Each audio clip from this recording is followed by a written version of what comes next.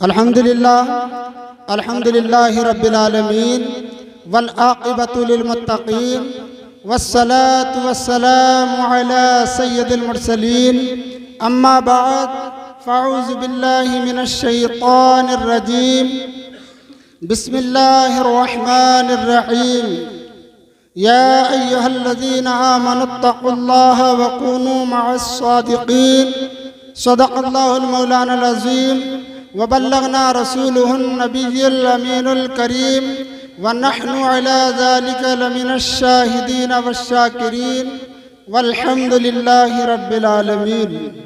आइए मोहतरम हज़रात, सबसे पहले नबी रहमत, कौनैन की जीनत, हम सब के प्यारे अब्दुल्लाह की आँखों की तारे हुजूर अहमद मुजतबा मोहम्मद मुस्तफ़ा सल्लल्लाहु ताला अलैहि वसल्लम की बारगाह में खिराज अक़ीदत पेश करें और तमामी हज़रात मोहब्बतों के साथ दरूद पाक पढ़ें। अल्लाहुम्मा सल्ली अला सय्यदिना व मौलाना मुहम्मदिन मादनिल जूदी वल करम वालिही व बारिक वसल्लिम सल्लु अलैहि सलातम व सलामन अलैका या रसूल अल्लाह या नबी अल्लाह या हबीब अल्लाह सल्लल्लाहु ताला अलैहि वसल्लम। सबसे ऊंचा औलिया में मर्तबा मेरे गौस का है।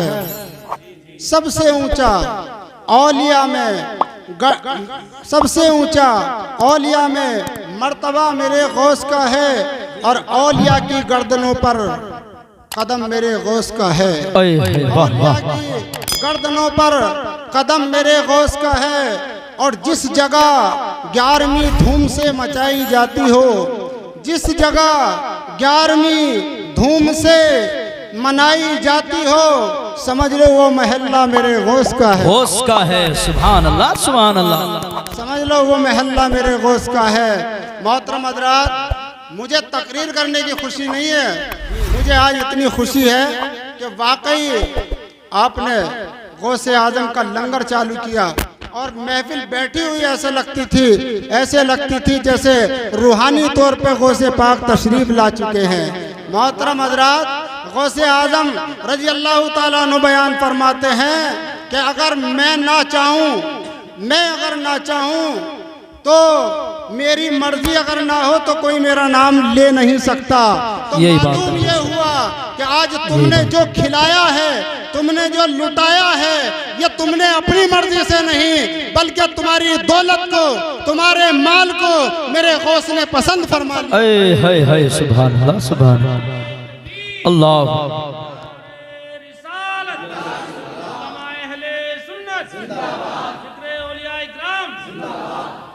देखें, जिसके मर्जी के खिलाफ कोई नाम ना ले सकता तो हमारी औकात क्या है कि हम 1 रुपया बगैर उनकी मर्जी के खर्च कर दें उनके जिक्र के लिए।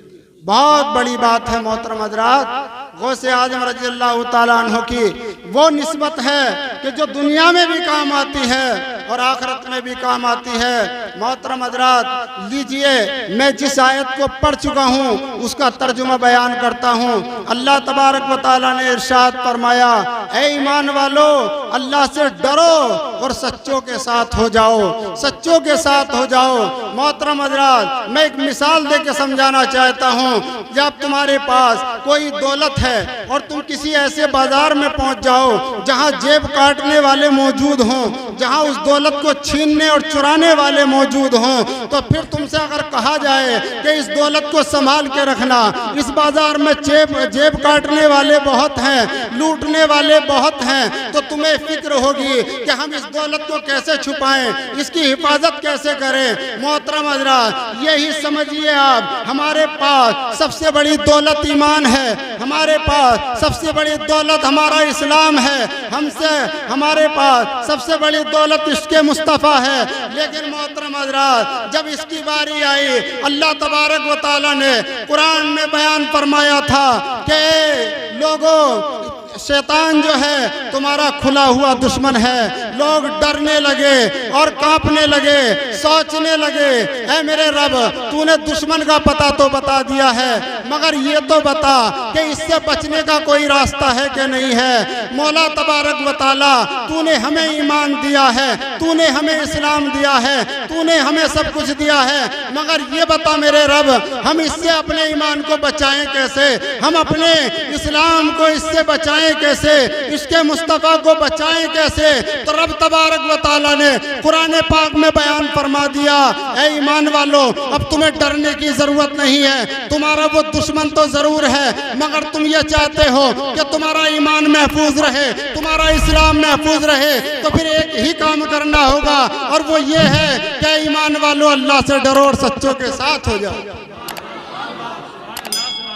बस सच्चों के साथ हो जाओ, तुम्हारा इस्लाम भी बाकी है, तुम्हारा ईमान भी बाकी है, तुम्हारा इश्क़ मुस्तफ़ा भी बाकी है। और ये गौसे आजम पीराने पीर रोशन ज़मीर, इनकी निस्बत बड़ी आला है। बगदाद शरीफ के अंदर एक शख्स का इंतकाल हुआ। इंतकाल होने के बाद में कुछ दिन के बाद लोगों ने हजरत गौसे आजम की महफिल में आकर ये जिक्र किया, हुजूर अपने शहर बगदाद के कब्रिस्तान में एक मुर्दे के रोने की आवाज़ कब्र से आती है, बहुत ही चिल्ला चिल्ला के रोता है। हजरत गौसे पाक ने जब इतना सुना, आपने इरशाद फरमाया था, मेरी बात पर तवज्जो करना, आपने इरशाद फरमाया कि बताओ वो जो दफन होने वाला मुर्दा है जिसकी कब्र से रोने की आवाज़ आती है, चिल्लाने की आवाज़ आती है, बताओ कभी वो मेरी महफिल में आया था? बताओ उसने कभी मेरे दस्तरखान से लंगर खाया था? लोगों ने कहा नहीं। फरमाया कि वो मेरा मुरीद था? लोगों ने कहा नहीं। फिर आपने पूछा क्या उसने मुझसे खिरका पहना था? लोगों ने कहा नहीं। उसके बाद में हजरत गौसे आजम रजी अल्लाह ताला अन्हो कब्रिस्तान जाते हैं और उसके कब्र के पास जाने के बाद में आप मुराकबे में बैठ जाते हैं, आंखें बंद करते हैं। मोहतरम हजरात, ये अल्लाह वाले जब आंखें बंद करते हैं, जब सर की आंखें बंद करते हैं तो दिल की आंखें खोल दिया करते हैं। मोहतरम हजरात, किसी शायर ने कहा था उल्टी ही चाल चलते हैं दीवान गाने इश्क, उल्टी ही चाल चलते हैं दीवान गाने इश्क, आंखों को बंद करते हैं दीदार के लिए, आंखों को बंद करते हैं दीदार के लिए। मोहतरम हजरात, आपने जब आंखें बंद की तो लोहे महफूज को देख लिया। लोहे महफूज वो तख्ती है जिस पर सबकी तकदीरें लिखी हुई हैं, सबका मामला लिखा हुआ है। मोहतरम हजरात, उन्होंने जब देखा तो आपने फौरन आंखें खोली। आंखें खोलने के बाद में मुस्कुराना शुरू कर दिया। आप मुस्कुराते रहे। लोगों ने पूछा था ए गौसे आजम अब बताइए आप मुस्कुरा क्यों रहे हैं? आपने फरमाया था कि जब मैंने आंखें बंद की, लोहे महफूज को देखा तो इसमें कोई अमल इसका ऐसा नहीं था, लेकिन मुझे फरिश्तों ने बताया, मुझे फरिश्तों ने बताया और फरिश्तों ने कहा था, ए फरिश्ते कहते हैं ए गौसे आजम इसने आपके लंगर नहीं खाया, इसने आपके पीछे नमाज नहीं पढ़ी, इसने आपका खिरका नहीं पहना, लेकिन हाँ ये आपसे मोहब्बत करता था, ये आपसे हुस्ने ज़न रखता था। अल्लाह तबारक व तआला ने सिर्फ इसलिए इसको माफ कर दिया है कि वो आपसे मोहब्बत करता था। मोहतरम हज़रात, कब्र का अज़ाब टल गया किस वजह से? क्या उसने लंबी लंबी नमाजें पढ़ी थी? क्या बहुत सारी ज़कातें दी थी? क्या लंबी रातों में कुरान की तिलावतें की थी? नहीं। मोहतरम हज़रात, आप समझें, अगर वो खिरका पहने हुए होता तो हमारे दिल में ये सवाल आता क्या काश हम उस जमाने में होते, हम भी उनका खिरका हासिल कर लेते तो शायद बख्शिश हो जाती। अगर वो उनके पीछे नमाज पढ़ने वाला होता तो हमारे दिल में ये ख्याल आता शायद हम भी उनके ज़माने में होते और नमाज उनके पीछे पढ़ लेते तो शायद बख्शिश हो जाती। और इसीलिए आपने ये भी नहीं फरमाया कि वो मेरे लंगर से कुछ खा चुका था, वरना हमारे दिल में यही ख्याल आता अगर उनके ज़माने में हम होते तो हम भी उनके लंगर से कुछ खा लेते, हमारी बख्शिश हो जाती। लेकिन गौसे आजम का ये अकीदतमंद था, ये मोहब्बतें थी और मोहब्बत कभी कैद में नहीं आती है, मोहब्बत कभी महदूद नहीं होती है, न किसी ज़माने के साथ, न किसी दिन के साथ, न किसी रात के साथ, न किसी साल के साथ, बल्कि मोहब्बत तो मोहब्बत होती है। मोहब्बत तो आदमी बगैर देखे अपने रब से कर लेता है, मोहब्बत तो बगैर देखे अपने अल्लाह के रसूल से कर लेता है। इसलिए गौसे आजम को हमने वाकई नहीं देखा, मगर हम इतना जरूर मानते हैं कि जब एक मानने वाले की, एक मोहब्बत करने वाले की, बगदाद शरीफ के रहने वाले की, उनके अंदर उसकी मोहब्बत थी, सिर्फ मोहब्बत की वजह से वो बख्शा जा सकता है। तो हम इतने लोग जो यहाँ पर जमा हैं गौसे आजम की मोहब्बत में है, हमें यकीन है कि गौसे आजम हमें देख रहे हैं। मोहतरम हज़रात,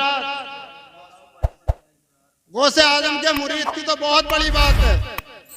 और देखिए वो जमाना वो था कि लोग बुराइयां भी करते थे मगर नमाजों से दूर नहीं थे। उस दौर के चोर भी नमाज पढ़ते थे। आपको ताज्जुब होगा, आपने बहुत बार सुना होगा एक वाकया, लेकिन छोटा सा मैं भी सुना देता हूँ। जी हजरत जी। एक शख्स था गौसे आजम के जमाने में, और उसने सोचा यार किसी अच्छे पीर से मुरीद हूं मैं। अच्छे पीर से मुराद, आज भी लोग अच्छा पीर तलाश करते हैं। ऐसा पीर मिल जाए आज मुरीद हो जा, अगले साल ही बिल्डिंग खड़ी हो जाए। आज मुरीद हो जा, अगले साल ही मालदार हो जाए। ये हम उसी को अच्छा पीर समझते हैं कि जो हमें मुरीद करके मालदार कर दे। मगर याद रखिए, ये मालदार करने वाले पीर जो दूसरों की जेबों को झांकते हैं, वो तुम्हें क्या मालदार करेंगे कि जिनका गुजारा ही नजराने और शुक्राने पे होता है। मोहतरम हज़रात, वो गौसे आजम का जमाना था, लेकिन उस जमाने में एक शख्स पीर तलाश कर रहा है। अब गौसे आजम के जमाने में भी उसे पीर ना मिला तो फिर कितनी बड़ी बदनसीबी है। सही बात है। वो तो गौसे आजम का जमाना था जो वो पीर तलाश कर रहा था। आज का जमाना होता तो पीर तलाश कर लेते उसे कि हम मुरीद कर लें। यही बात है। पीर नकली है मोहतरम हज़रात, लेकिन गौसे आजम का जमाना था, वो पीर तलाश कर रहा था। लेकिन पीर तलाश करते करते एक जमाना गुजर गया, एक जिंदगी का हिस्सा गुजर गया, लेकिन वो पता नहीं कैसा पीर तलाश कर रहा था। एक दिन वो अल्लाह से दुआ करता है, रो रो के दुआ करता है, ऐ मेरे रब ये बता कि मुझे पीर तलाश करते करते मार्फत की मंजिल के लिए एक जमाना गुजर गया, लेकिन मेरी नजर में कोई पीर ऐसा आ ही नहीं रहा कि जिससे मैं मुतमईन होकर मुरीद हो जाऊं। मोहतरम हज़रात, जब वो दुआएं कर रहा है, फिर कहता है मेरे मौला, मेरी बहुत जिंदगी गुजर गई, अब मैंने खुद ही फैसला कर लिया है कि तू ही पीर भेजेगा और मैं तेरा ही भेजा हुआ पीर से मुरीद हूँगा। अल्लाह से कह रहा है कि तेरे ही पीर से जो तू भेजेगा उसी से मुरीद हूँगा। और इतना कहने के बाद में उसने इशा की नमाज पढ़ी। नमाज पढ़ने के बाद में बगदाद शरीफ के बाहर दरवाजे पे आके बैठ गया और दरवाजे पे बैठ के इंतजार देखने लगा कि 12 बजे के बाद, ठीक 12 बजे के बाद जो भी शख्स शहर में दाखिल होगा बस उसी से मुरीद होना है। जी यही बात। और कहने लगा कि अल्लाह अब तू ही मुझे मुरीद करा दे। मोहतरम हज़रात, ये बेचारा दरवाजे पे इशा की नमाज पढ़ के बैठ गया। बार बार घड़ी में देखता रहा कब 12 बजेंगे, और 12 बजने के बाद किसका टाइम शुरू होता है? चोरों का। अब एक चोर अपने उसी काम के लिए बगदाद शरीफ के दरवाजे से बगदाद शरीफ में दाखिल हो रहा था, और ये बेचारा एक आहट में बैठा था, ओट में छुपा हुआ बैठा था। जैसे ही ये शख्स अंदर दाखिल हुआ, इसने भाग के पांव पकड़ लिए, हजरत मुझे मुरीद कर लो। अब वो था तो कोई पीर था नहीं, बल्कि वो तो एक चोर था।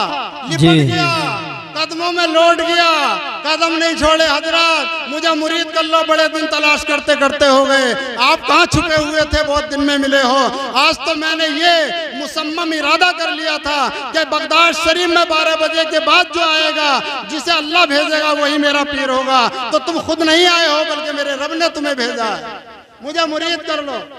अब मोहतरम हज़रात, वो बेचारा चोर था, वो बोला भाई देखो मैं चोर हूँ, चोर, तुम मुझसे मेरा टाइम जाया मत करो, टाइम बर्बाद मत करो, मेरे पैर छोड़ो, मेरा काम और है और तुम किसी और के मुरीद हो जाना। उसने कहा नहीं हजरत, ऐसे तो छोड़ ही नहीं सकता। मोहतरम हजरत, उसने पैरों को जकड़ के पकड़ लिया, छोड़ने के लिए तैयार नहीं है। इसी बहस में घंटा एक गुजर गया, वो छुड़ाने में लगा है और ये मनाने में लगा है कि मुझे मुरीद कर लो। अब ये पीर होवे तो मुरीद करे भी, ये तो बेचारा चोर था। मोहतरम हज़रात, जब ये बात ज्यादा बढ़ती गई तो इसने घड़ी को देखा, चोर ने कहा कि यार 1 बज गया, अब 1-2 बजे का टाइम और बाकी है, 1 आध घंटा हमें घूमना भी है और एकदम तो चोरी होती रही है, कुछ देर इसके दाव लगाने पड़ते हैं, लिहाजा इसे अब किस तरह टालें। जिसने पैर पकड़े रखे हैं उसने फिर पीर का ही एक पीर बनने का ही एक हुलिया तैयार कर लिया और उसने एक ढोंग किया और कहा कि अच्छा तुम ऐसे छोड़ोगे नहीं, तुम समझ गए वाकई मैं पीर हूँ, चलो मैं मुरीद तो तुम्हें कर लूंगा, मगर ये बताओ कि मेरी हर बात मानोगे। तो कहा कि अल्लाह की तरफ से तुम आए हो और 12 बजे के बाद आए हो, अब भी तुम्हारी बात न मानेंगे तो किसकी मानेंगे। हम तो एक जमाने से पीर तलाश कर रहे थे, आपको अल्लाह ने भेज ही दिया है, तो फिर आपकी बात न मानेंगे तो किसकी मानेंगे। तो उसने जब कहा कि मानोगे, उसने कहा हाँ मानेंगे। जब इस बात का इकरार करता रहा तो उन्होंने कहा अच्छा हमारे कदम छोड़ दो, हम तुम्हें मुरीद कर लेंगे। उनने छोड़ दिए, पैर छोड़ दिए। अब कहा कि तुम अच्छा यहीं दरवाजे पे बैठो, अब हम शहर में जाते हैं और जब वापस आएंगे तो तुम्हें मुरीद कर लेंगे, जब हम वापस आएंगे तुम्हें मुरीद कर लेंगे।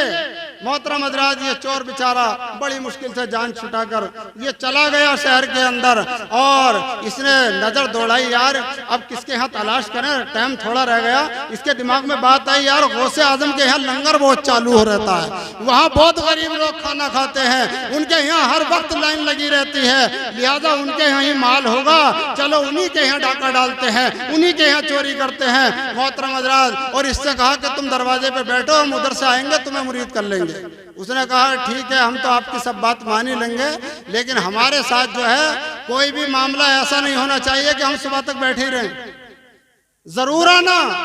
उसने कहा वाकई हाँ जरूर आएंगे। मोहतरम हज़रात, ये बेचारा फिरता फिरा था बगदाद की गलियों में, क्योंकि ये चोर था लेकिन आज इसके तकदीर का सितारा जगमगा रहा था।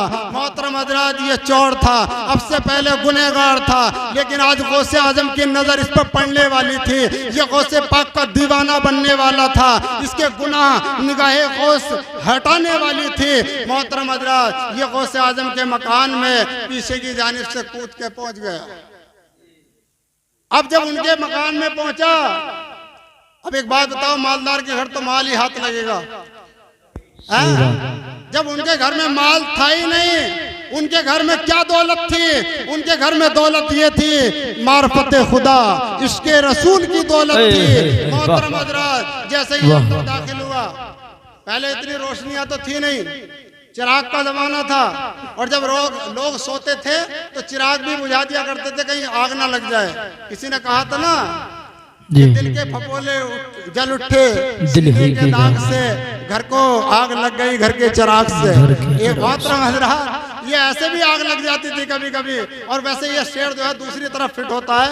मोहतरम हज़रात, बात ये है कि उस शख्स ने देखा अंधेरा है और इसने जो है अपने हाथ मारने शुरू कर दिए। अब कभी हाथ के नीचे चटाई आ जाती थी, कभी पैरों के ठोकर पे जो है लोटा आ जाता था, और कभी जो है इसकी टक्कर कहीं दीवार में लग जाती थी, कुछ मिल रहा नहीं था। बेचारा बड़ा परेशान था, इस कदर इसने घूमा फिरा लेकिन कोई चीज तलाश नहीं हुई। इतने में दरवाजा खटखटाया गया, किसी बाहर के आने वाले ने दरवाजा खटखटाया। गौसे आजम उठते हैं, आपने दरवाजा खोला तो हर दरवाजा खोलने के बाद में एक बुजुर्ग अंदर दाखिल होते हैं और वो कहते हैं गौसे पाक, इस वक्त में हमारे एक फला इलाके का कुतब अब्दाल इंतकाल कर चुका है और जो है उसकी ड्यूटी खत्म हो चुकी है। अब वहाँ के लिए कोई अब्दाल यानी कि वली कामिल, वली की एक डिग्री अब्दाल होती है, जैसे कि पुलिस में बहुत सारी डिग्रियां होती है, कोई दरोगा होता है, कोई ऐसो होता है, कोई इंचार्ज होता है। इसी तरीके से औलिया कामिलीन में भी सबसे ऊंची डिग्री अब्दाल ही है, और अब्दाल उसको कहते हैं कि जो दुनिया का निज़ाम चलाता है। मोहतरम हज़रात, वो इंतकाल कर गया था। अब हजरत खिज़र अलैहिस्सलाम जो आने वाले थे उनका नाम था खिज़र अलैहिस्सलाम। कहते हैं कि जल्दी से वहाँ इलाके में जो है इंतकाल कर चुका है वो बुजुर्ग जिसको तुमने अब्दाल चुना था, लिहाजा वहाँ के लिए कोई अब्दाल की जरूरत पेश आई है जरूर पेश कीजिए और उसको मुंतखब कर दीजिए। आपने फरमाया अच्छा रात में आए हो, चलो सुबह में इंतजाम हो जाएगा। उसने कहा हजरत अगर सुबह तक उस गांव का तख्ता पलट गया जिम्मेदार कौन होगा, मुझे अभी चाहिए। आपने फरमाया अच्छा। अभी ये गुफ्तगू चली रही थी, बातचीत चल रही थी, जब चोर ने देखा यार इसमें तो कोई ना कोई दो जने बतलाने लगे, बातचीत करने लगे, तो ये बेचारा क्या किया, कोई छुपने की जगह न मिली तो गौसे आजम की वही चटाई जिस पे आप नमाज पढ़ते थे अपने जिस्म से लपेट के दीवार के कोने में जाकर खड़ा हो गया ताकि पता ना चले। आपने फरमाया अच्छा अभी चाहिए। उसने कहा हजरत खिज़र अलैहिस्सलाम ने कहा हाँ हाँ अभी चाहिए। तो आपने फरमाया जाओ कोने में चटाई में लिपटा हुआ अब्दाल खड़ा है, उसे बुला ला। मोहतरम हज़रात जब आप वहां पे पहुंचे तो खिज़र अलैहिस्सलाम ने उसका गट्टा पकड़ा और जिसे खिज़र अलैहिस्सलाम पकड़ ले किसी के बाप में ताकत नहीं कि वो छुड़ा ले। बेशक सबीर लेकर के गौसे पाक के पास आते हैं। आपने उससे निगाह से निगाह मिलाई, सीने से सीना मिलाया और उसके तमाम गिलाजत जो गुनाहों की उसके ऊपर थी सब दूर कर दी। अभी तक वो चोर था लेकिन अब नूर उसके अंदर आ चुका है, अब वो वली कामिल बन चुका है, अब्दाल बन चुका है। आपने फरमाया ऐ खिज़र अलैहिस्सलाम लो इसी को ले जाओ, इसकी ड्यूटी में लगाता हूँ। मेरे गौस की निगाह फैजान ऐसी है तो वो बरसों के बिगड़े हुए को सीधे रास्ते पे लाके खड़ा कर देते हैं। अल्लाह ने फरमाया था ऐ ईमान वालों अल्लाह से डरो, सच्चों के साथ हो जाओ। सच्चों के साथ होने का फायदा यह है अगर चोर भी होता है अल्लाह के वली की निगाह अगर पड़ जाती है तो वो भी जन्नती बन जाता है, वो भी जन्नती बन जाता है। मोहतरम हजरत गौसे पाक ने फरमाया जाओ इसको ले जाओ, ये उस इलाके का अब्दाल है।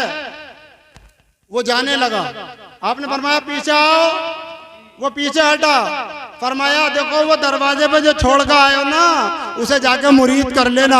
मोहतरम हज़रात मैं बताना ये चाहता हूँ, लोग कहते हैं नबी को इल्म गैब नहीं था, मैं कहता हूँ नबी की बात छोड़िए, गौसे आजम को देखिए।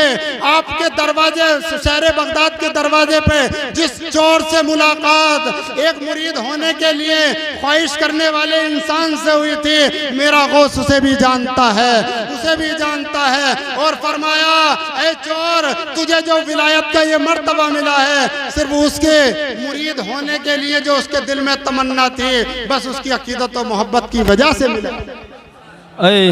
वाह वाह अपने पीर से मोहब्बत कीजिए जी। और गौसे आजम रजी अल्लाह ताला अन्हु के बहुत सारी करामत और बहुत सारे वाक़यात आते हैं।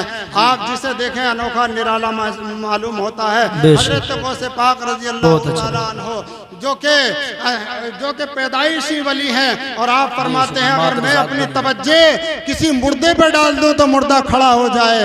मोहतरम हज़रात एक मर्तबा एक ईसाई और एक मुसलमान में आपस में झगड़ा हो रहा था और वो झगड़ा किस बात का था, कोई जमीन का नहीं था।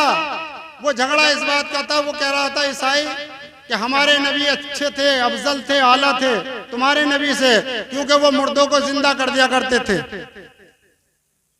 और तुम्हारे नबी ने मुर्दा जिंदा नहीं किया।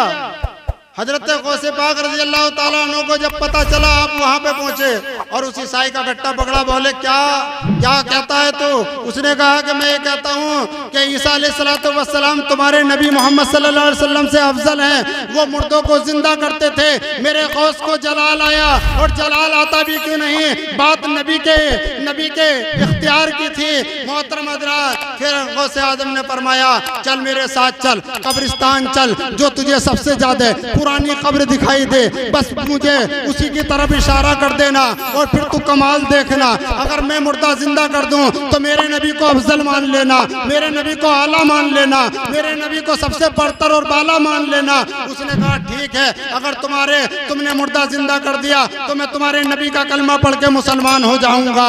मोहतरम हज़रात जैसा ही इतना सुना आप फौरन जाते हैं और कब्रिस्तान में पहुंचते हैं। उसी ईसाई ने एक पुरानी कब्र की तरफ इशारा किया और कहा कि हजरत इस मुर्दे को जिंदा कर दो। तो आपने जिंदा करने से पहले फरमाया फरमाया, ले मैं एक बात और तुझे बता देता हूँ, ये कब्र तो बहुत पुरानी है, मगर इस कब्र में दफन होने वाला जो आदमी था वो दुनिया में जब जिंदा था, वो गाने का काम करता था, वो गाने और बजाने का काम करता था, वो गवैया था। लेकिन अगर तू चाहे, अगर ये बात मेरी सच माने तो मान ले, वरना मैं इस मुर्दे को जिंदा करूंगा तो ये गाना गाता हुआ उठेगा, अपनी कब्र से गाता हुआ उठेगा। आपने उसके कब्र पर ठोकर मारी, और ठोकर मारने से पहले आपने फरमाया ईसा अलैहिस्सलाम मुर्दा जिंदा करते थे तो क्या कहते थे? उसने कहा जी वो कहते थे कुम बिइज़्निल्लाह, अल्लाह के हुक्म से उठ जा। तो आपने फरमाया अच्छा, आपने कब्र पर ठोकर मारी तो कहा कुम बिइज़्नी, मेरे हुक्म से उठ जा, मेरे हुक्म से उठ जा।